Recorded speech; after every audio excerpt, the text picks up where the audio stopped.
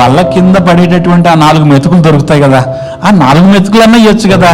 నేను ఇప్పుడు యేసయ్య అమ్మా నీ విశ్వాసం గొప్పది, నేను కుక్క అనటం నా ఉద్దేశం కాదు, నీవు కోరినట్లే జరుగును గాక. హల్లెలూయా. రాజకుమారుడు కోరినట్టు రాజ్యంలో జరుగుతుందా జరగదా అండి? దేవుడు ఏమంటున్నాడంటే నా కుమార్తె అంటున్నాడు, మీరును మీ మాటలను నిలిచి ఉన్నట్లా మీకు ఏది కావాలో అడగండి, మీరు కోరుకున్న దాని ప్రకారం జరుగుతుంది. ఇప్పుడు నీవు నా కుమార్తె అయ్యావు కాబట్టి నీవు కోరుకున్నట్టు జరుగుతుంది. హల్లెలూయా.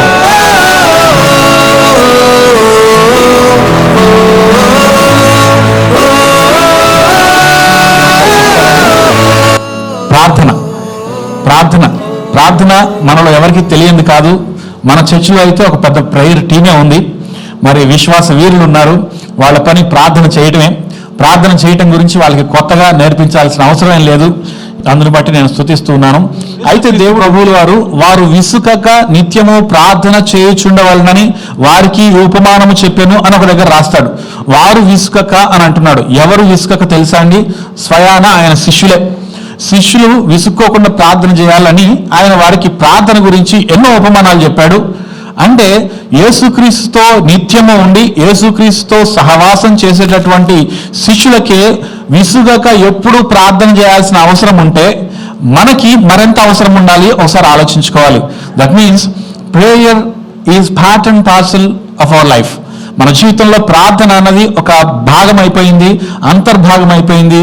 ఆ విషయాన్ని మనం తెలుసుకొని ప్రార్థనలో ఇంకా ఎదగాలి. ఒకసారి ఇర్మియా గ్రంథము 29వ అధ్యాయము 12వ వచనాన్ని మనం తీసి చదువుకుందాం. ఇర్మియా గ్రంథము 29వ అధ్యాయము 12వ వచనం నేను చదువుతున్నాను, మీరు ఫాలో అవ్వాల్సిందిగా కోరుతున్నాను. మీరు నాకు మొర్రపెట్టుదురేని, మీరు నాకు ప్రార్థన చేయుచు వత్తురేని, నేను మీ మనవిని ఆలకింతును. మీరు నాకు మొర్రపెట్టినప్పుడు, మీరు నాకు ప్రార్థన చేసినప్పుడు నేను మీ మనవి ఆలకిస్తా అంటున్నాడు. ప్రార్థన చేస్తే వింటా అంటున్నాడు.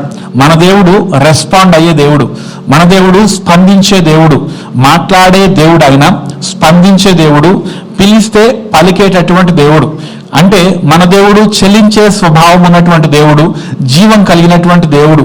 We are not worshipping or praising an obstacle, లేదంటే సబ్స్టాన్స్, ఒక వస్తువుని మనం ఆరాధించడం లేదు. రెస్పాండ్ అవ్వనటువంటి స్వభావము కలిగినటువంటి ఒక వస్తువుని మనము ప్రార్థన చేయడం లేదు. అందుకని మనము ఒక వస్తువుకి ఎంత ప్రార్థన చేసినా అది ఎప్పటికీ రెస్పాండ్ అవ్వదు. ఒక బొమ్మకి ఎంత ప్రార్థన చేసినా అది ఎప్పటికీ స్పందించదు. కానీ సజీవుడైనటువంటి దేవునికి ప్రార్థన చేసినప్పుడు, ఆలకించే స్వభావం ఉన్నటువంటి దేవునికి ప్రార్థన చేసినప్పుడు ఆయన తప్పకుండా స్పందించే దేవుడిగా ఉన్నాడు. అందుకనే మీరు నాకు ప్రార్థన చేస్తే, మీరు నాకు మొరపెడితే నేను ఆలకిస్తానంటున్నాడు. ఆయన కండిషన్స్ పెట్టలేదండి, ఆయన నిబంధనలు పెట్టలేదు. మీరు మోకరించి ప్రార్థన చేస్తే నేను ఆలకిస్తాను, మీరు సాష్టాంగ నమస్కారం చేసి ప్రార్థన చేస్తే నేను ఆలకిస్తాను, లేదంటే మీరు ఇన్ని రోజులు ప్రార్థన చేస్తే నేను ఆలకిస్తాను, ఇలాంటి కండిషన్స్ ఏమీ లేవు. ఆయన ఏం చెప్తున్నాడంటే, మీరు నాకు మొర్రపెట్టుదురేని, మీరు నాకు ప్రార్థన చేతురేని నేను మీకు ఆన్సర్ ఇస్తాను, అంతే. అందుకని అడుగుడి మీకు ఇవ్వబడును, తట్టుడి తీయబడును. No conditions. మీరు అడగండి చాలు, మీరు తట్టండి చాలు. దేన్ని తట్టాలి? జస్ట్ ట్యాప్ దేర్, అన్ని పడతా ఉంటాయి. ప్రార్థన అనేటటువంటి దాంతో మీరు అక్కడ కట్టా ఉండండి, అవన్నీ కూడా రాలి పడతా ఉంటాయి. మీకు ఏమి కూడా ఇందులో కండిషన్స్ లేవు. నువ్వు ఈ ప్రార్థన చేయాలంటే ఇలాంటి వాడివై ఉండాలి, నువ్వు ప్రార్థన చేయాలంటే ఇలాంటి డ్రెస్ వేసుకురావాలి, నువ్వు ప్రార్థన చేయాలంటే స్నానం చేసి రావాలి, నువ్వు ప్రార్థన చేయాలంటే పలానా తినకుండా రావాలి. ఈ నిబంధనలు ఏమి లేవండి. ఉన్న పాటున వచ్చేసేయి, ఉన్న పాటున నువ్వు పరిగెత్తుకొని వచ్చేసి ప్రార్థన చేస్తే నేను ఆలకిస్తా అంటున్నాడు. హల్లెలూయా. అందుకని ఉన్న పాటున వచ్చు చున్నాను నీ పాద సన్నిధి కో రక్షక. ఉన్న పాటున వస్తున్నానయ్యా. నీ దగ్గరికి రావడమే నా ప్రిపరేషన్. నీ దగ్గరికి రావడానికి ఇంకా ప్రిపేర్ అయ్యేదేముంది? నీ దగ్గరకు వస్తే నేను ప్రిపేర్ అవుతాను. నీ దగ్గరికి రమ్మంటున్నావు, నేను వస్తున్నాను, వస్తే నువ్వు ఆలకిస్తానంటున్నావు. కాబట్టి ప్రార్థన అనేది దేవుడు మనందరిలో కూడా అంతర్లీనంగా ఫిక్స్ చేసినటువంటి ఒక డివైస్. మనందరిలో ప్రార్థన చేసే స్వభావం బై డిఫాల్ట్ మన పుట్టుకతోటే వచ్చేసింది. ఎందుకు వచ్చింది తెలుసా? మన పుట్టుకతోటి మనల్ని పుట్టించిన దేవుడిలో ఆ స్వభావం ఉంది. కాబట్టి మనం పుట్టించినటువంటి దేవుడు తనలో తాను సంబంధాన్ని కలిగి ఉన్నాడు. He has internal relationship within himself. తండ్రి, కుమార, పరిశుద్ధాత్మ దేవుడు ఏం చేస్తున్నాడంటే తనలో తానే సంభాషించుకుంటున్నాడు, తనలో తానే ప్రేమను కలిగి ఉన్నాడు, తనలో తానే సహవాసాన్ని కలిగి ఉన్నాడు. అంటే దేవునిలో ఉన్నటువంటి ఒక అంతర్లీనమైనటువంటి అదృశ్య లక్షణం ఏంటంటే కమ్యూనికేషన్ విత్ ఇన్ హిమ్సెల్ఫ్. తనలో తాను కమ్యూనికేట్ చేస్తూ ఉన్నాడు. దేవుడు ఒక్కడే అయినప్పటికీ తనలో ఉన్నటువంటి త్రిత్వము ఆయనలో ఆయన సంభాషించుకుంటూ ఉన్నాడు. ఆయన మనలను ఆయన పోలిక చొప్పున ఆయన స్వరూపములో నిర్మించాడు కాబట్టి, రూపొందించాడు కాబట్టి మనకి ఎవరి పోలిక వచ్చిందండి అంటే దేవుడి పోలిక వచ్చింది. దేవుడి పోలిక అంటే దేవుడి ఆకారం అని మాత్రమే కాదండి, దేవుడి లక్షణాలు కూడా వచ్చాయి. ఆ లక్షణాల్లో ఒకటి ఏంటంటే మనం ఇంకొకరితో సహవాసం కలిగి ఉండాలని ఇష్టపడుతూ ఉంటాం, ఇంకొకరితో మాట్లాడడము, ఇంకొకరితో కమ్యూనికేషన్ చేయాలని ఇష్టపడుతూ ఉంటాము. అంతేకాదు దేవునితో కూడా కమ్యూనికేట్ చేసేటటువంటి స్వభావాన్ని దేవుడు మనకి ఇచ్చాడు. హల్లెలూయా. మనం ఇంకొకరితో కమ్యూనికేట్ చేయకుండా ఉండలేమండి. మాటలు వచ్చినోడైనా మాటలు రానోళ్ళైనా సరే, అవసరమైతే సైగలు చేసైనా సరే కమ్యూనికేట్ చేస్తాం. కమ్యూనికేషన్ లేకుండా మనం అసలు బతకలేము. Man is a social animal అన్నారు కదండి. ఎందుకంటే మనిషి ఇంకొకరితోటి సంబంధాలు పెట్టుకోకుండా బతికి ఉండలేడు. ఒకవేళ ఎవరైనా మనిషి, ఎవరైనా అమ్మాయి కానీ ఎవరైనా అబ్బాయి కానీ నాకు ఎవరొద్దు ఈ లోకంలో, ఎవరితో నేను మాట్లాడను అని అడిగితే మహా అంటే ఒక రోజు ఉంటారు, 2 రోజులు ఉంటారు, మహా ఎక్కువ అంటే ఒక నెల ఉంటారు, కానీ అంతకంటే ఎక్కువ ఉండలేరు. ఉంటే పిచ్చోళ్ళు అయిపోతారు. లేదంటే పిచ్చోళ్ళు అయిన వాళ్ళే అలా ఉంటారు ఒక గదిలో, ఒక ప్రదేశంలో. ఇంకొంతమంది ఉంటారు ఏంటంటే నెమ్మదిగా అందరి నుంచి దూరం చేసుకుంటూ ఉంటారు.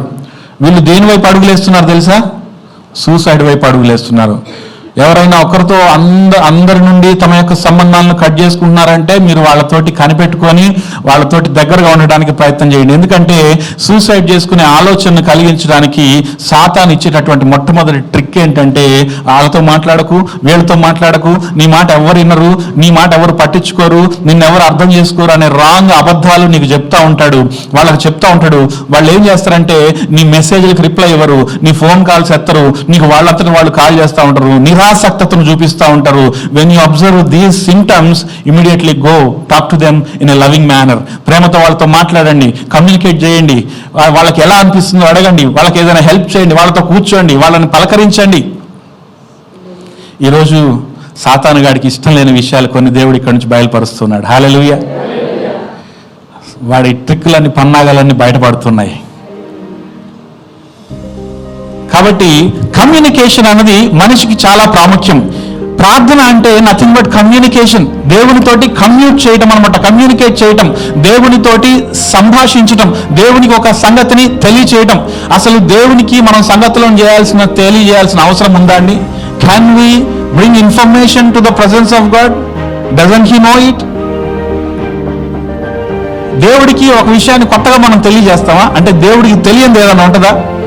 ప్రార్థన చేయాలంటే ప్రార్థన చేసినప్పుడు అన్ని చెప్పండి అమ్మ, నీ హృదయంలో బాధ అంతా చెప్పండి, ఏం జరిగిందో దేవుడికి చెప్పుకోవాలి మనం అంటారు కదండి. దేవుడికి ఏం చెప్పుకోవాలంటే, ప్రభువా నిన్న మా ఇంట్లో చాలా పెద్ద గొడవ జరిగింది ప్రభువా, దేవుడికి తెలియదా? మరి ఇంకెందుకు ప్రార్థన? దేవుడికి తెలుసు, హీ నోస్ ఎవ్రీథింగ్. ప్రార్థన ద్వారా మనం దేవుడికి సమాచారం ఇవ్వడం లేదు. ప్రార్థన గుర్తుపెట్టుకోండి, ప్రార్థన ద్వారా దేవుడికి తెలియని విషయాన్ని మనం చెప్పటం లేదు, దేవుడికి నాలెడ్జ్ ఇవ్వడం లేదు, దేవుడికి ఒక విషయం పట్ల అవగాహన ఇవ్వట్లేదు. కొంతమంది ఎట్లా ప్రార్థన చేస్తారు తెలుసా? ప్రభువా వాళ్ళు ఎట్లాంటి వాళ్ళు అంటే వాళ్ళ గురించి అసలు వాళ్ళే ఏదో అనుకుంటున్నారు ప్రభువా అంటే దేవుడికి వాళ్ళ గురించి తెలుసు. You don't have to tell anything to God కదండి. దేవుడికి కొత్తగా ఇన్ఫర్మేషన్ ఇవ్వాల్సిన అవసరం లేదు, దేవుడికి మనము ఒక దానిపై అవగాహన కల్పించాల్సిన అవసరం లేదు. ఎందుకంటే సముద్రము సృష్టించింది ఆయనే, సర్వ సృష్టిని సృష్టించింది ఆయనే, నిన్ను కల్పించింది ఆయనే, నిన్ను నిర్మించింది ఆయనే, నీ అక్కను తయారు చేసింది ఆయనే, మీ సహోదరుని తయారు చేసింది ఆయనే, అందరినీ సృష్టించింది ఆయనే, ప్రతి ఒక్కరిని కూడా గమనిస్తుంది కూడా ఆయనే. He is interested in even the minute and minor details in your life. చిన్న చిన్న సంగతుల పట్ల కూడా ఆయన ఆసక్తిని కలిగి ఉన్నాడు. It does not mean that he doesn't know anything. ఆయనకు తెలియదని కాదండి, అన్ని తెలుసు. మరి ఎందుకు దేవుడు కమ్యూనికేషన్ కోరుకుంటున్నాడంటే దేవుడికి మనతో సంభాషణ చేయడం ఇష్టం. బేసికల్గా ఆయన మనతో మాట్లాడటం ఇష్టం, మనం ఆయనతో మాట్లాడటం ఇష్టం. మనం దేవుడి దగ్గరికి వెళ్ళాలంటే ఉండండి అని చెప్పేసి ముందు అన్ని సిద్ధం చేసుకుంటా ఉంటాము, అన్ని ప్రిపేర్ చేసుకుంటా ఉంటాము. వాళ్ళు అడ్డం ఉన్నారు, వీళ్ళు అడ్డం ఉన్నారు, ఇప్పుడు మాట్లాడలేను, అప్పుడు మాట్లాడలేను, ఇప్పుడు ప్రార్థన చేసుకోవడం కుదరట్లేదు, అప్పుడు ప్రార్థన చేసుకోవడం కుదరట్లేదని వాయిదా వేసుకుంటూ వెళ్తూ ఉంటాం. దేవుడు అబ్రహాంతో ఎట్లా మాట్లాడాడు తెలుసా? అబ్రహాము దేవుడితో ఎలా మాట్లాడాడు తెలుసా? ఒక సంభాషణలాగా చేశాడు. It was a dialogue. ఇద్దరు మాట్లాడుకుంటున్నారు. ప్రార్థన అంటే కేవలం నువ్వు దేవుడికి వెళ్ళబుచ్చేది మాత్రమే కాదు, కానీ దేవుడు నువ్వు కలిసి ఒక దగ్గర కూర్చొని మాట్లాడుకునేదే ప్రార్థన. Hallelujah. This communication is mutual. ఇది దేవుడు మాట్లాడతాడు, నువ్వు మాట్లాడతావు. అబ్రహాము తోటి దేవుడు ఏమనుకున్నాడు తెలుసా? అయ్యో, నా స్నేహితుడైన అబ్రహాముకి సొదొమ గొమొర్రా విషయంలో నేను చేయబోయే కార్యాన్ని చెప్పకుండా దాచేదనా? నో, నా బెస్ట్ ఫ్రెండ్ కదా అబ్రహాముకి నేను చెప్పకుండా ఎట్లా చేస్తాను? అబ్రహాముకి నేను చెప్తాను. దేవుడు అబ్రహాముని ఏమనుకుంటున్నాడు? మంచి స్నేహితుడు, బెస్ట్ ఫ్రెండ్ అనుకుంటున్నాడు. కానీ అబ్రహాము దేవుని దగ్గర ఎలా మాట్లాడుతున్నాడు తెలుసా? అబ్రహాము దేవుడి దగ్గరకు వచ్చి దేవుడు కనపడగానే, అయ్యా ఒక్క చిన్న మాట మాట్లాడొచ్చా? Can I beg your pardon? ఒక చిన్న విషయం చెప్తాను నిన్నొత్తడి, మీరు ఏమనుకోవద్దు, దయచేసి నీ కోపం నా మీద రానీకు అంటే దేవుడు అంటాడు, ఎందుకు అంత ప్రోటోకాల్స్, అంత ఎందుకు? మన ఇద్దరం ఫ్రెండ్స్, మాట్లాడు, ఓపెన్గా మాట్లాడు, ఏం చెప్పాలనుకోండి చెప్పు, నేను వచ్చి నీకు చెప్పేదే నువ్వేం చెప్తావో వినాలని. లేదంటే నీకు చెప్పే అవసరం ఏముంది? నేను ఆల్రెడీ డిసైడ్ అయిపోయా సొదొమ గొమొర్రా మీద ఏం చేయాలో. నా దగ్గరకి ఆల్రెడీ సొదొమ గొమొర్రా గురించి వచ్చినటువంటి మొర గొప్పది, దాని గురించి చాలా మంది మొరపెట్టారు, నా దగ్గరకు అది గొప్పగా చేరింది. Now I have already taken a decision, but still why I'm I coming to you? That means I want to listen from you. నీ దగ్గర నుంచి నేను వినాలనుకుంటున్నాను, నువ్వేమనుకుంటున్నావు వినాలనుకుంటున్నాను. అది ఫ్రెండ్షిప్ అంటే. దేవుడు మనిషితోటి ఫ్రెండ్షిప్ చేస్తున్నాడు. అబ్రహాముతో ఫ్రెండ్షిప్ చేశాడు. ఫ్రెండ్షిప్ చేసినప్పుడు దేవుడు ఒక్కడే నిర్ణయం తీసుకున్నప్పటికీ ఈ అబ్రహాము హృదయంలో ఏముందో తెలుసుకోవాలనే కుతూహలాన్ని దేవుడు కలిగి ఉన్నాడు. దేవుడికి తెలియదని కాదు, కానీ అబ్రహాముతో మాట్లాడడం దేవుడికి ఇష్టము. అబ్రహాము ఒకవేళ నేను చెప్పిన దాన్ని కాదంటాడేమో, లేదంటే అవునంటాడా, అబ్రహాము నోట్లో నుంచి అబ్రహామును రప్పిద్దాం అని దేవుడు he was being with Abraham తోటి ఉండాలని ప్రయత్నిస్తున్నాడు. అందుకనే అబ్రహాము తోటి, సరే నువ్వు చెప్పినట్టే 50 మంది ఉంటే నేను నాశనం చేయను, ఓకేనా అన్నాడు. మళ్ళీ అయ్యా ఇంకొకటి అడుగుతా అంటే, నువ్వు అంత మొహమాట పడకు, అడుగు. చూడండి, ఈ వీళ్ళిద్దరి మధ్యలో ఎట్లా ఉందంటే ఇద్దరు ఫ్రెండ్స్ మాట్లాడుకున్నట్టుగా ఉంది. దేవుడు అలాంటి కమ్యూనికేషన్ని నీతో నాతో కోరుకుంటున్నాడు. మనం ఏంటంటే, అబ్బో దేవుడికి నేను దూరం అయిపోయానండి, దేవుడు నేను ప్రార్థన చేస్తే ఆలకించడండి. ఇలాంటి సంభాషణ ఎప్పుడు జరుగుతుందో తెలుసా? మనము నిష్కల్మషులమై ఉన్నప్పుడు, మన హృదయంలో ఏది చెడు లేనప్పుడు, మన హృదయంలో దేవుని పట్ల పూర్తి విశ్వాసం కలిగి ఉన్నప్పుడు ఇలాంటి సంభాషణకు దేవుడు అనుమతిస్తాడు. ఇది మన జీవితంలో మనకి ఉండాల్సినటువంటి ఈ ప్రార్థనా సంబంధం. God is God of relationship. దేవుడు సంబంధాన్ని కోరుకుంటాడు, దేవుడు కనెక్షన్స్ కోరుకుంటాడు, దేవుడు కన్వర్జేషన్స్ కోరుకుంటాడు. దేవుడు ఎవరిని ఇండివిజువల్గా ఉండమని చెప్పడం లేదండి, అందరినీ సహవాసం కలిగి ఉండాలి అంటున్నాడు. అందరినీ కూడా చెలిమి చేయమంటున్నాడు, స్నేహం చేయమంటున్నాడు, మంచి స్నేహితులుగా ఉండాలంటున్నాడు. నేను మంచి స్నేహితుడిని అని చెప్పాడు. ఇంకొక స్నేహితుడు లేకుండా మంచి స్నేహితుడు అవ్వలేం మనం కదండి. ఎప్పుడు కూడా దేవుడు ఇంకొకరితో మాట్లాడడం గురించే చెప్తా ఉన్నాడు. కాబట్టి ఏది జరుగుతుందో కూడా అన్ని కూడా అబ్రహాముతో చెప్పడానికి ఏంటంటే, ఎప్పుడైతే నువ్వు దేవునికి నీ హృదయంలోని అన్ని చెప్పేస్తున్నావో, that proves that you are the child of God. నాన్నతోటి ఎవరు చెప్తారండి? అన్ని పిల్లలే చెప్తారు. పక్కింటి పిల్లలు వచ్చి మనకు అన్ని చెప్పరు. చిన్నపిల్లలు స్కూల్ నుంచి వచ్చినప్పుడు వాళ్ళ బిహేవియర్ ఎలా ఉంటుంది తెలుసా? మీకు ఎవరైనా స్కూల్కి వెళ్ళే పిల్లలు ఉంటే మీకు చాలా క్లియర్గా అర్థమవుతుంది. స్కూల్ నుండి రాగానే వాళ్ళు మమ్మీకి డాడీకి స్కూల్లో జరిగిన విషయాలు చెప్పాలనుకుంటారు. స్కూల్లో జరిగిన విషయాలు, వాళ్ళ టీచర్ ఏమన్నది, వాళ్ళ ఫ్రెండ్స్ ఏమన్నారు, వాళ్ళ సార్ ఏమన్నాడు, ఎవరన్నా అప్రిషియేట్ చేశారా, ఎవరన్నా క్రిటిసైజ్ చేశారా, ఎవరన్నా ఏదన్నా అన్నారా, వాళ్ళు they seek the attention of their parents. ఒక్కొక్కసారి మనం బిజీగా పని చేసుకుంటూ ల్యాప్టాప్ ముందేసుకొని సీరియస్గా ఉన్నా సరే, మన అమ్మాయో అబ్బాయో మన దగ్గరకు వచ్చినప్పుడు, స్కూల్ నుంచి వచ్చినప్పుడు ఏం చేస్తామంటే ల్యాప్టాప్ మూసేసి ఏంటి నాన్న చెప్పు అంటాం. ఎందుకంటే వాళ్ళు చెప్పేది మనకి వినాలని ఉంది. మన పిల్లలు మనతో మాట్లాడితే మనకి ఇష్టం. వాళ్ళని స్కూల్లో చేర్పించేది మనమే, ఎలాంటి స్కూల్లో చేర్పించాలని నిర్ణయం తీసుకునేది మనమే.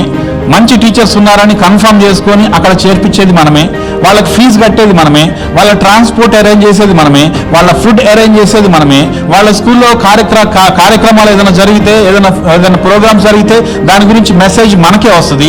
వాళ్ళ టీచర్స్ మనతోటే కమ్యూనికేట్ చేస్తారు, వాళ్ళ ప్రిన్సిపాల్ మనతోటే కమ్యూనికేట్ చేస్తారు. అంటే మనకి వాళ్ళ స్కూల్లో ఏం జరుగుతుందో మొత్తం తెలుస్తుంది.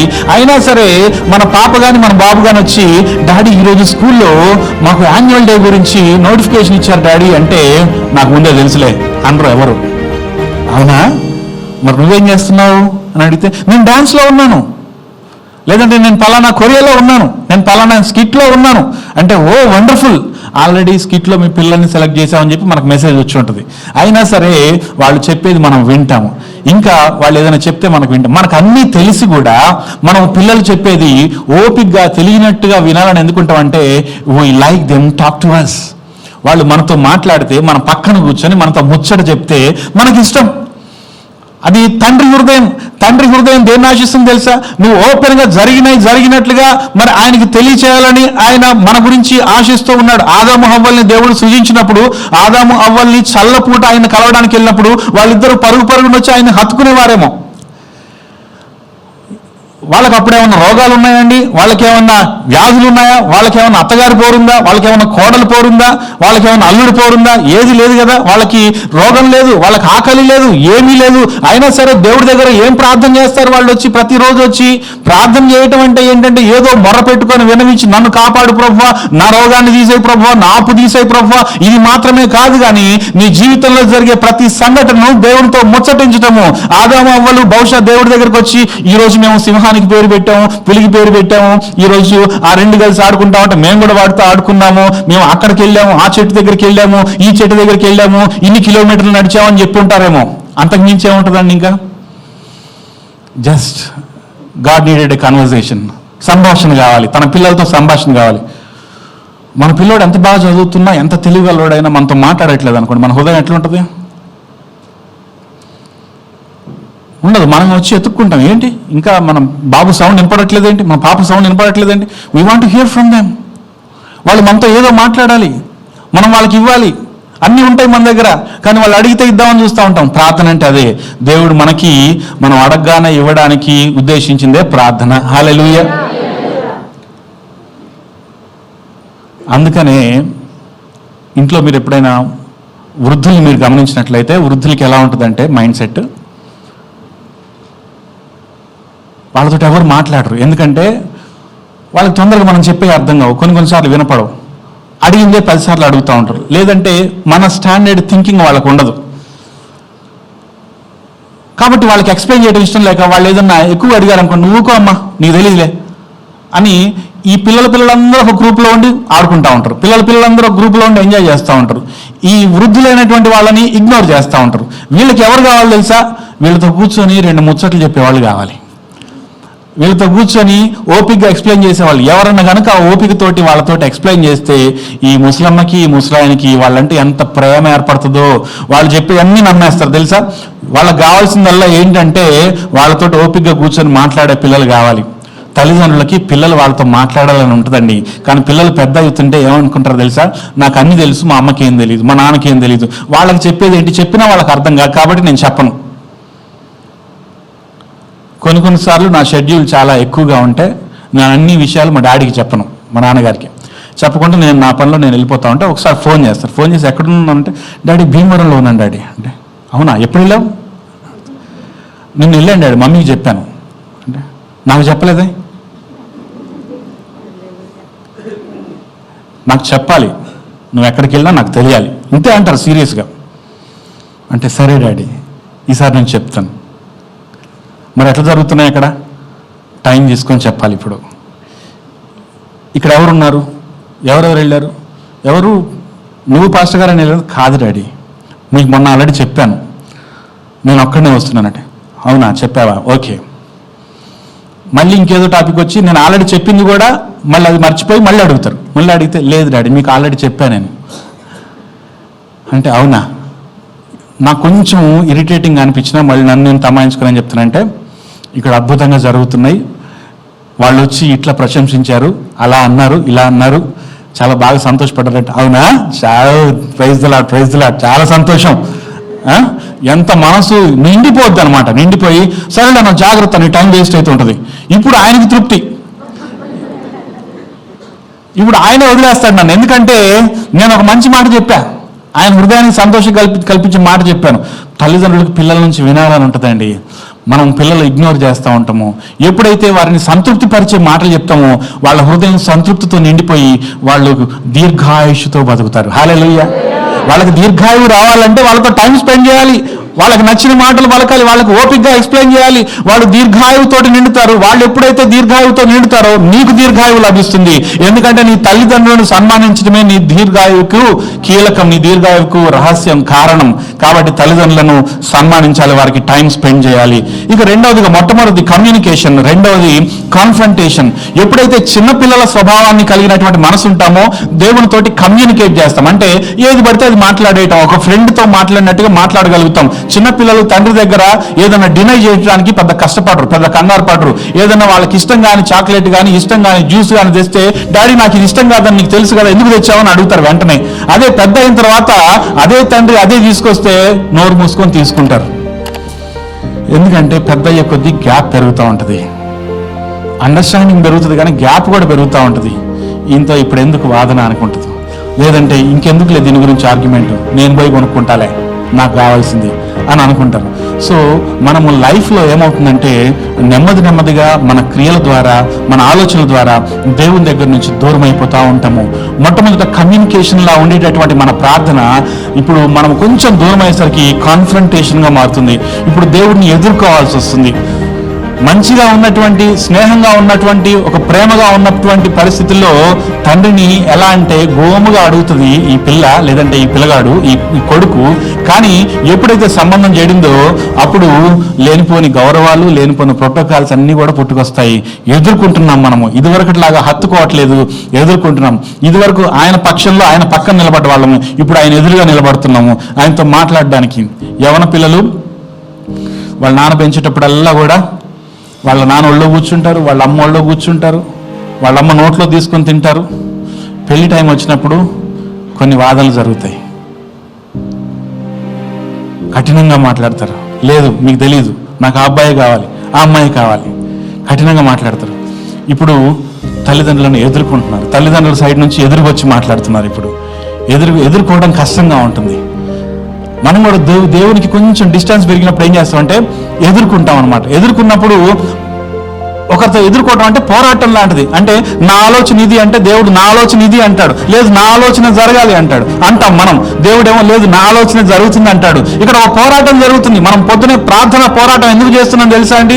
మనము ఈ పాప కూపములో, అంటే ఈ లోకం అనేటటువంటి దురాశల వలయంలో పడిపోయి మనము మన స్వంత ఎజెండాలను ఏర్పాటు చేసుకొని, మన స్వంత కోరికలను ఏర్పాటు చేసుకొని, ఈ కోరికలు నెరవేరాలని దేవుడి దగ్గరికి వెళ్తుంటే దేవుడు అవి కాదు అంటుంటాడు. ఇక్కడ పోరాటం జరుగుతుంటుంది. దేవుడిని ఇదివరకు స్నేహితుడిలా చూసినటువంటి నీవు దేవుడిని ఎదుర్కోవాల్సి వస్తుందన్నమాట. ఆత్మీయంగా దూరం అయిపోయినప్పుడు దేవుడిని ఎదుర్కొనేది ఏమవుతుందంటే కొంచెము మన ఇంటెన్షన్స్ మారుతాయి. కాబట్టి మనం పోరాడేదాకా తెచ్చుకుంటాం. యాకోబుని దేవుడు ఆశీర్వదించాలని ముందే డిసైడ్ చేశాడు. అందుకనే ముందుగానే యాకోబు ఏశావుల గురించి వీరిలో ఒక జనము ఇంకొక జనాన్ని పరిపాలిస్తుంది, చిన్నవాడు పెద్దవాడిని పరిపాలిస్తాడని ముందుగానే చెప్పాడు దేవుడు. యాకోబు పుట్టాడు, బాగానే ఉంది. కానీ యాకోబు ఆ ఆశీర్వాదాన్ని తన స్వంత ప్రయత్నం ద్వారా నెరవేర్చుకోవాలనుకున్నాడు. చూడండి, ఇక్కడ God's intentions were different from Jacob's intentions. యాకోబుకి ఆశీర్వాదం కావాలి, దేవుడికి కూడా యాకోబుకి ఆశీర్వాదం ఇవ్వాలనే ఉంది. కానీ యాకోబు ఏంటంటే తన స్వంత ప్రయత్నంతో, అంటే తను ఎంచుకున్నటువంటి మార్గంలో, తను ఎంచుకున్నటువంటి మార్గం ఏంటంటే మోసం, అబద్ధం. యాకోబు అంటే మోసగాడు. యాకోబు ఎంచుకున్న మార్గం ఏంటంటే అన్నని మోసం చేయటం ద్వారా, తండ్రిని మోసం చేయటం ద్వారా నేను ఆశీర్వాదం పొందుకోవాలనుకున్నాడు. కానీ దేవునికి అలా ఆశీర్వదింపబడటం ఇష్టం లేదండి.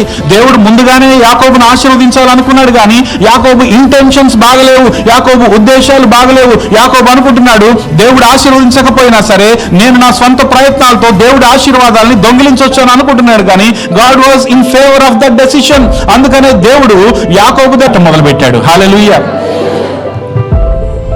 ఇప్పుడు యాకోబు పరిస్థితి ఏంటంటే దేవుడిని ఎదుర్కోవాల్సి వస్తుంది, దేవుడితో పోరాడాల్సి వస్తుంది. There was an argument. దేవుడు ఒప్పుకోవడం లేదు, ఎందుకంటే దేవుడు తన పిల్లోడే కదా. దేవుడికి యాకోబు తన పిల్లోడే కాబట్టి ఇక్కడ దేవుడు ఏం చేస్తున్నాడు అంటే యాకోబుతో ఓపికగా పోరాడుతున్నాడు. యాకోబుకి ఒక టైంలో అర్థమైంది, నేను పోరాడుతున్నాను కానీ పోరాటం కాదు, హత్తుకుంటేనే పని అవుతుంది అనుకున్నాడు. అందుకని గట్టిగా పట్టేసుకున్నాడు, ఇంక వదలట్లేదు. వదిలి ఇంకా అంటున్నాడు. అంటుంటే నేను వదలను, నువ్వు నన్ను దీవించేదాకా నేను వదలను. నాకు తెలుసు ఇన్ని రోజులు నా ఆలోచన వేరు, నీ ఆలోచన వేరు, అందుకనే నువ్వు నన్ను ఆశీర్వదించట్లేదు.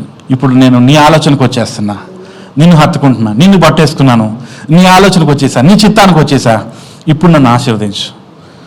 నిన్ను నేను విడువను దేవా, నిన్ను నేను విడువను దేవా, నీవు నన్ను దీవించు వరకు నిన్ను నేను విడువను దేవా. హల్లెలూయా. నిన్ను విడువను ప్రభా. ఒకప్పుడు కమ్యూనికేట్ చేస్తూ నీతోటి పిచ్చాపాటి మాట్లాడుకుంటూ ఉండాల్సినటువంటి నేను నీతో పోరాడే స్థితికి వచ్చాను. అయితే పర్వాలేదు, నీతో పోరాడి కూడా నేను నిన్ను హత్తుకోవాలనుకుంటున్నాను, నీకు దగ్గర అవ్వాలనుకుంటున్నాను, నీ ఆలోచనకు నేను వచ్చేస్తాను. కొన్నిసార్లు దేవుడు ఏం చేస్తాడంటే ఆయన ఆలోచనకి మనం వచ్చేదాకా మన ప్రార్థన ఆలకించడు, పెండింగ్లో పెడతాడు. ఎందుకంటే it is just to correct our prayer attitude. ప్రార్థన చేసే వైఖరిని ఆయన మార్చాలనుకుంటాడు. అందుకనే దేవుడు హన్నా గర్భాన్ని మూసేశాడు. హన్నా గర్భాన్ని మూసింది ఎవరండి? సాతానా? కాదు, దేవుడు మూసి ఉండెను. ఎందుకు మూసాడు దేవుడు అంటే, దేవుడు హన్నాలో నుండి ఒక గొప్ప ప్రవక్త తల్లిని చూస్తున్నాడు. హన్నాకి ట్రైనింగ్ కావాలి. హన్నాకి ప్రార్థన చేసే స్పిరిట్ లేదు. మీరు గమనించండి, హన్నా ఆ సమూయేలు కోసం చేసిన ప్రార్థన తప్ప ముందు ప్రార్థన చేసినట్టు లేదు. అంతకుముందు మీరు ఒకసారి సమూయేలు గ్రంథము మొదటి అధ్యాయం తీసి చదివితే, అక్కడ సమూయేలు మొదటి గ్రంథము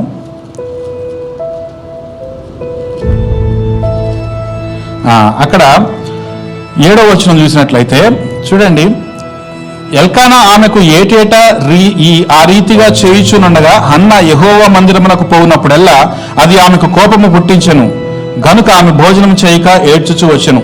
యెహోవా మందిరమునకు వెళ్తే ఏం చేయాలండి? ప్రార్థన చేయాలి కదా. కానీ ఆమెకు ఇరిటేట్ అవుతుంది. పెనిన్నా చేసేటటువంటి పనిని బట్టి పెనిన్నా రెచ్చగొడుతుంటే ఈమె ఇరిటేట్ అయ్యి కోప్పడిపోయి విసుగు చెంది దుఃఖాక్రాంతురాలై ఉంటుంది. అన్నం తినట్లేదు కానీ ప్రార్థన మాత్రం చేయట్లేదు. మీరు ఇది గమనించాలి. అది వరకు ఆమె విసుక్కుంటుంది, దుఃఖపడుతుంది, బాధపడుతుంది, ఏడుస్తుంది, మొత్తుకుంటుంది, కానీ ప్రార్థన చేయట్లేదు. ఆమెలో ప్రార్థన వైఖరి లేదు. అయితే దేవుడు ఏం చేశాడంటే ఆమె గర్భాన్ని మూసే ఉంచాడు. మూసించింది ఆమెను నొప్పించాలని కాదు, కానీ ఆమెకు ప్రార్థన వైఖరి నేర్పించాలని. ఒకరోజు ఆమె రియలైజ్ అయింది, ఇట్లా లేదనుకొని ఆమె దగ్గరికి వెళ్ళిపోయింది, ప్రేయర్ టవర్కి వెళ్ళిపోయింది. వెళ్ళిపోయి ఏం చేస్తుంది తెలుసా? బహు దుఃఖాక్రాంతురాలై. ఒకసారి 10వ వచనం చూద్దాం. స్తంభము దగ్గర ఉన్న ఆసనం మీద కూర్చొని ఉండగా బహు దుఃఖాక్రాంతురాలై వచ్చి యెహోవా సన్నిధిని ప్రార్థన చేయుచు బహుగా ఏడ్చెను. ఇది వరకు కేవలం ఏడుపు మాత్రమే ఉంది, ఇప్పుడు ప్రార్థన తోడైంది దానికి. మనం కేవలం ఏడిస్తే పనులు కావండి. మనకి బాధ వచ్చినప్పుడు ఏడ్చాం కదా, ఏడిస్తే దేవుడు తీర్చేస్తాడు అనుకోవద్దు. ప్రార్థన చేయాలి, ఆయనతో మాట్లాడాలి. ఆయనకు కావాల్సింది నువ్వు ఏడవటం కాదు, ఆయనకు కావాల్సింది నువ్వు మొండితనంగా ఉండటం కాదు, ఆయనకు కావాల్సింది నీ అలక కాదు, ఆయనకు కావాల్సింది నువ్వు అలిగి వెళ్ళిపోవటం కాదు, ఆయనకు కావాల్సింది నువ్వు ప్రార్థన చేయటం కావాలి. ప్రార్థన చేసేదాకా దేవుడు ఆమె గర్భాన్ని మూసే ఉంచాడు. ఎప్పుడైతే బహు దుఃఖాక్రాంతురాలై ప్రార్థన చేసి మొక్కుబడి చేసుకుందో దేవుడు ఇప్పుడు నా కుమార్తెకు ప్రార్థన చేయటం తెలిసింది అనుకున్నాడు. Okay, granted. ఇప్పుడు సమూయేలు ఈజ్ గోయింగ్ టు ఎంటర్ అని అన్నాడు. హల్లెలూయా. ఇప్పుడు సమూయేలు ప్రవేశించబోతున్నాడు. సమూయేలు ఎవరు తెలుసా? దాని మొదలుకొని బెయేర్షెబా వరకు సమూయేలు లాంటి ప్రవక్త మరెక్కడా లేడు. అలాంటోడిని నీకు ఇస్తున్నాను. అలాంటోడు నీకు ఇవ్వాలంటే నువ్వు ప్రార్థన చేయటం వచ్చి ఉండాలి కదా నీకు. అలాంటి ప్రవక్తగా చేయాలంటే అలాంటి వాడిని ప్రార్థనలో పెంచడం నీకు వచ్చి ఉండాలి కదా. అందుకని ప్రార్థన నేర్చుకునే దాకా నేను నీకు ఈ బహుమానం ఇవ్వలేదు. ప్రార్థన కోసం దేవుడు వెయిట్ చేసి అడిచాడు. అందుకని కొన్నిసార్లు God sometimes waits for you to learn the right attitude and prayer to confront him. ఆయన ఎదుర్కోవడానికి సరైన ప్రార్థన వైఖరిని కావాలని ఆయన ఎదురు చూస్తూ ఉంటాడు. ఇక 3వది ఏంటంటే కన్ఫెషన్, ఒప్పుకోలు ప్రార్థన. ఇది ఇంకా కొంచెం దూరం అయిపోయినప్పుడు, చిన్నపిల్ల మనస్తత్వం పోయి కొంచెం పెద్దోళ్ళ మనస్తత్వం వచ్చింది. ఇప్పుడు పెద్దోళ్ళ మనస్తత్వం పోయి పాపి మనస్తత్వం వచ్చేసింది. ఇప్పుడు ఒప్పుకోవాలి. తప్పిపోయిన కుమారుడు ఈ కుమారుడు తండ్రి ఇంటి దగ్గర నుంచి తన ఆస్తి వాటా అంతా తీసుకొని వెళ్ళిపోయాడు, ఎంజాయ్ చేశాడు. ఒక టైంలో గుర్తొచ్చింది, ఏంటంటే నాకు తిండి లేదు, ఇప్పుడు సరైన బట్టలు లేవు, నా తండ్రి ఇంట కనీసము పని వాళ్ళకి కూడా మంచి భోజనం దొరుకుతుంది, నేను ఇక్కడ ఉండి అనవసరంగా పస్తులు పడి ఆకలితో చచ్చిపోవడం ఎందుకు, నా తండ్రి దగ్గరికి పోయి నేను ఒప్పుకుంటా అన్నాడు. He came to his realization. ఆయన తండ్రి దగ్గరికి పోయి, తండ్రి నేను నీకును పరలోకమునకును విరోధముగా పాపము చేసి తినని ఒప్పుకొనుచున్నాను, నేను నీకు పాపం చేశాను, నేను నీ కుమారుడిగా ఉండడానికి నేను యోగ్యుడను కాదు, కానీ కనీసం పనివాడుగా నన్ను స్వీకరించు. He came to his realization. He started confessing. ఒప్పుకోవడం మొదలుపెట్టాడు, తన పాపాన్ని ఒప్పుకోవడం మొదలుపెట్టాడు, తన అధమ స్థితిని ఒప్పుకోవడం మొదలుపెట్టాడు, తన దీన స్థితిని ఒప్పుకోవడం మొదలుపెట్టాడు. అప్పటి వరకు కూడా నేను కొడుకుని నా వాట నాకు ఇచ్చేయని చెప్పేసి గర్వంగా బ్రతికినటువంటి వాడు ఇప్పుడు దేవుని దగ్గర ఎలాంటి ప్రార్థన చేస్తున్నాడంటే, అయ్యా నేను పాపం చేశాను ప్రభువా, నన్ను నీ సేవకుడిగా తీసుకో అంటున్నాడు. ఎప్పుడైతే రియలైజేషన్కి వచ్చేసాడో, ఎప్పుడైతే నిజమైనటువంటి ప్రార్థనను నేర్చుకున్నాడో, ఎప్పుడైతే మళ్ళీ దేవుడిని హత్తుకోవడానికి, తండ్రిని హత్తుకోవడానికి తను బయలుదేరాడో, తండ్రి ఆల్రెడీ వెయిట్ చేస్తున్నాడు అక్కడ. తండ్రి ఎప్పటి నుంచో వెయిట్ చేస్తున్నాడు. నానా నువ్వు వెళ్ళిపోయావు కానీ నేను వెళ్ళిపోలేదు నాన్న, ఇక్కడ నువ్వు నా దగ్గర నుంచి వెళ్ళిపోయావు కానీ నేను ఇక్కడే వెయిట్ చేస్తా ఉన్నాను. ఇప్పుడు నువ్వు వస్తున్నావు కదా, నువ్వేమంటున్నావు, దాసునిగా చేసుకుంటున్నావు కదా, సేవకుడిగా ఉండడానికి ఒక చిన్న ఉద్యోగం ఇయ్యి, నాకు 4 పూట్ల భోజనం పెట్టి చాలంటున్నావు కదా, నువ్వు దాసుడిగా ఉండటం కాదు, నా కొడుకువి, నా కుమారుడివి, నేను నిన్ను హత్తుకుంటాను. నీవు దుర్వాసన వచ్చినా సరే, నీ బట్టలు చినిగిపోయినా సరే, అవి పాతగిలినా సరే, నేను నిన్ను హత్తుకొని నీ మెడ మీద ముద్దు పెట్టుకుంటాను. I am going to restore all your positions again. Hallelujah. మళ్ళీ నీ అన్ని కూడా నేను నీకు ఇస్తానంటున్నాడు దేవుడు. చూడండి దేవుడు ఎంత గొప్ప. మనం ఏం చేస్తున్నామంటే పారిపోతుంటే, దేవుడు ఒప్పుకుంటే ఏం చేస్తాడంటే మళ్ళీ కొడుకుగా చేసుకుంటాడు. హల్లెలూయా.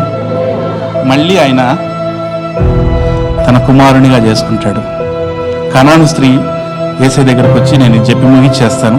కనాను స్త్రీ యేసే దగ్గరకు వచ్చి, అయ్యా నా కుమార్తెకు దయ్యం పట్టింది, ఆమె బాగు చేయి అంటుంటే యేసయ్య పట్టించుకోవడంలే. మళ్ళీ మళ్ళీ అడుగుతుంది. శిష్యులు అన్నారు, ఆమె బాగా గోల్ చేస్తుంది, పంపించేయమంటారా అన్నారు. ఇప్పుడు యేసయ్య రంగంలోని దిగి, అమ్మ నువ్వు గోల్ చేస్తున్నావు, కానీ నేను వచ్చింది ఇశ్రాయేలీల ఉండి నశించిన వారి వద్దకే వచ్చాను, నశించిన గొర్రెల దగ్గరికి వచ్చాను, కానీ మీకోసం రాలేదు, కుక్కల వద్దకు రాలేదు నేను అన్నాడు. ఎవరైనా మన దగ్గరకు వచ్చి, ఏమండి మీ దగ్గర 1000 రూపాయలుంటే ఇస్తారా, లేదంటే ఉల్లిపాయలుంటే ఇస్తారా అని అడిగారు అనుకోండి, వాళ్ళని పోరా కుక్క అంటే ఎలా ఉంటుంది? ఎంత బాధపడతారు కదా, మనసును పిండేసినట్లది. మళ్ళీ మళ్ళీ మన గుమ్మం దొక్కుతారు వాళ్ళు, ఆత్మాభిమానం అంతా చచ్చిపోద్ది, మళ్ళీ రారు మన దగ్గరికి. ఇప్పుడు యేసయ్య ఆమె అంత అభిమానంతో యేసయ్యని అడుగుతుంటే, ఆయన చేయగలడని నమ్మి ఆయన అడుగుతుంటే, ఈయనేమన్నాడంటే నేను కుక్కలకి ఇవ్వను అన్నాడు ఆయన. బా ఎంత నొచ్చుకుని ఉంటుంది కదా. అయితే నొచ్చుకున్న ఆమె, నొచ్చుకుందని అక్కడ రాయబడలేదు, నొచ్చుకోలేదు ఆమె. ఆమె ఏమన్నది తెలుసా? అవును ప్రభా నేను కుక్కనే, నువ్వు కుక్క అంటంలో తప్పులేదు, ఎందుకంటే నేను కుక్క కంటే దీనమైన స్థితిలో ఉన్నా, కానీ ఆ కుక్కలకు కూడా ఆ బల్ల కింద పడేటటువంటి ఆ 4 మెతుకులు దొరుకుతాయి కదా, ఆ 4 మెతుకులన్నా ఇవ్వచ్చు కదా, నేను కుక్క ఆహారమే అడుగుతున్నాను కానీ నీ విలువైన ఆహారం అడగట్లేదు కదా ప్రభువా అన్నది. అప్పుడు యేసయ్య, అమ్మా నీ విశ్వాసం గొప్పది, నేను కుక్క అనటం నా ఉద్దేశం కాదు, నీవు కోరినట్లే జరుగునుగాక. హల్లెలూయా. నీవు కోరినట్టే అంటే దాని అర్థం ఏంటి తెలుసా? నీవు నా కుమార్తెవు, నువ్వు కుక్కవి కాదు, నా కుమార్తెవు, కాబట్టి నీవు కోరినట్టు జరుగుతుంది. రాజకుమారుడు కోరినట్టు రాజ్యంలో జరుగుతుందా? జరగదా అండి? జరుగుతుంది. నువ్వు ఇప్పుడు నా కుమార్తె కాబట్టి నువ్వు ఏది కోరుకుంటే అది జరుగుతుంది. నా యందు మీరును మీ యందు మాటలను నిలిచి ఉన్న యెడల మీకు ఏది కావాలో అడగండి, మీరు కోరుకున్న దాని ప్రకారం జరుగుతుంది. ఇప్పుడు కనాను స్త్రీని దేవుడు ఏమంటున్నాడంటే నా కుమార్తె అంటున్నాడు. నీవు నా కుమార్తెవు కాబట్టి నీవు కోరుకున్నట్లే జరుగుతుంది. నీ విశ్వాసము గొప్పది. నా కుమార్తెవు అయ్యేంత విశ్వాసం నీకుంది కాబట్టి నీవు నా కుమార్తె అయ్యావు. నీవు నా కుమార్తె అయ్యావు కాబట్టి నీవు కోరుకున్నది జరుగుతుంది. హల్లెలూయా. దేవుడు మనం ఒప్పుకోవాలని ఎదురు చూస్తాడు. కొన్నిసార్లు మనం ఒప్పుకోవాలి, ఇంకా మనం ఒప్పుకోకుండా మనం గొప్పవాళ్ళం అనుకుంటే కొన్నిసార్లు ప్రార్థనలు అంగీకరించాలి. కొన్నిసార్లు ప్రార్థన ఎంత చేసినా అంగీకరించకూడదు.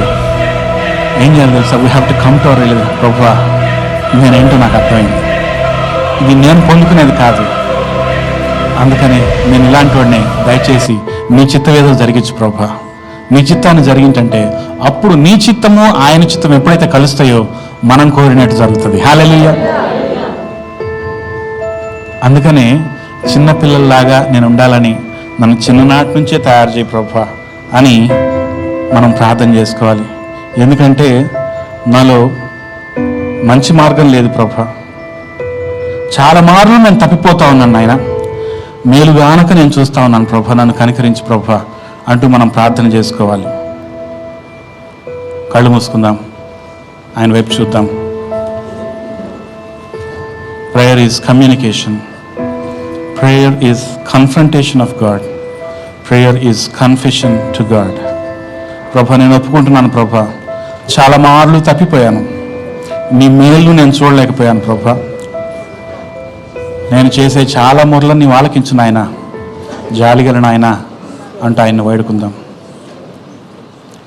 చాలా మారులు తప్పిపోతిని మేలుగానక నాయనా, నా చాలా మొరలా నాలకించుము జాలిగలనా నాయనా, చాలా మారులు తప్పిపోతిని మేలుగానక నాయనా, చాలా మారులు తప్పిపోతిని మేలుగానక నాయనా, నా చాలా మొరలా నాలకించుము జాలిగలనా నాయనా, నన్ను దిద్దుము చిన్న ప్రాయము సన్నుతుంటదు నాయనా,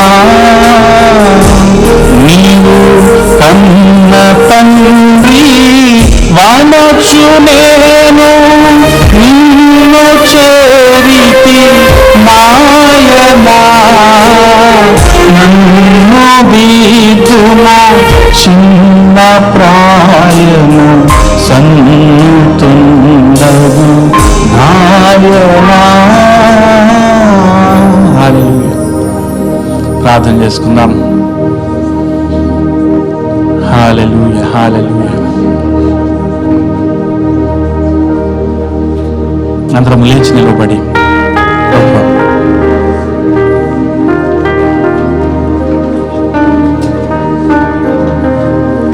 నాయనా ప్రార్థనలో నిన్ను చేరుకున్నటకు, ప్రార్థనలో నీతో సంభాషించుటకు, ప్రార్థనలో నిన్ను ఎదుర్కొనటకు, ప్రార్థనలో నీ దగ్గర పశ్చాత్తాపడటకు నీ కృపను నాకు అనుగ్రహించు నాయనా. నీ సన్నిధిలో విత్తిన వారిని నీవు దీవించి బలపరచమని యేసు నామములో వేడుకొనుచున్నాము తండ్రి.